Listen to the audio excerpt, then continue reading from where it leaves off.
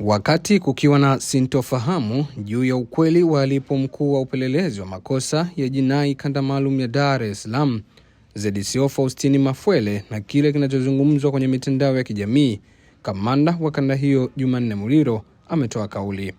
Hivi karibuni kwenye mitandao ya kijamii, watu waliodai kuliwakilisha kundi linalojiita Tanganyika Freedom Fighter TFF walichapisha maudhui yakimhusisha Mafwele katika madai mbalimbali ambayo hayajathibitishwa rasmi.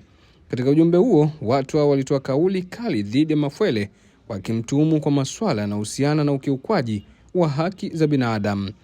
Kamanda Muliro ametoa ufafanuzi kuhusu sakata hilo kufuatia swali ambalo aliulizwa katika mkutano wake na waandishi wa habari hii leo. Mimi natumika ndaba na hizi ni ripoti zaidi. Moja ya kitabu chake kiliitwa kitabu cha kusadikika. Sadikika. Vitu vya kufikirika. Kwenye jamii kuna makundi na watu wa namna hiyo wanaokuwa na vitu vya kusadikika na vitu vya kufikirika. Sasa katika riwaya ile alieleza moja ya majibu ya watu wa mitizamo wa fikra za kusadikika. Unaweza ukakaa usiwajibu, lakini majibu baadaye wakayapata wenyewe kutokana na uhalisia. Kama unasema mtu fulani amekufa alafu unamuona mfano na hujatoa majibu mtu amekufa au hakufa. Kwa hiyo mzee Shaban Robert kwenye riwaya zake, kwenye zile fikra za kusadikika, alikuwa anatoa majibu. Kwa hiyo kulijibu swali lako, mimi naziona ni kama riwaya za kusadikika. Kwa hiyo wakati mwingine sihitaji kukujibu, kwa sababu wewe unakuja mara kadhaa, na nakumbuka baada ya taarifa ile ulikuja, na nakumbuka ulimuona. Sasa mimi kuhitaji kujibu kwamba ilikuwaje. Kwa hiyo mzee Shaban Robert miaka ile alishaona hali hiyo, kwamba kutakuwa kuna vitu vya kusadikika, vya kufikirika.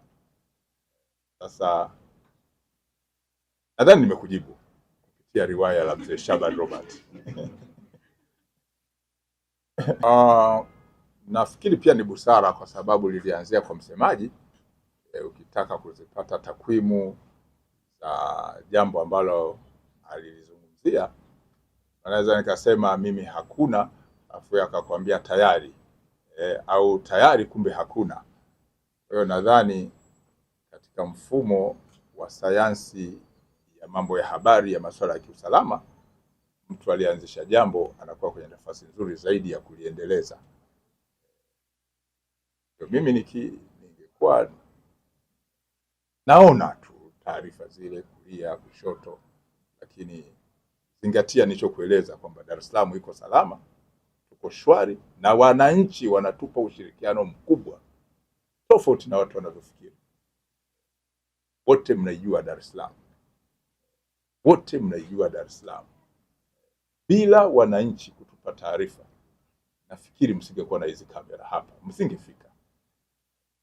Na hakika, lakini Dar es Salaam iko salama, na wananchi wengi wanachukia vitendo vya kihalifu, tofauti na baadhi ya mitazamo ya watu. Wananchi wengi wanataka usalama, wananchi wengi hawataki vurugu, wananchi wengi hawapendi wahalifu, wawe ni baba au mama. Sisi ndio tunapata taarifa, nakwambia simtaki huyu, ni mhalifu.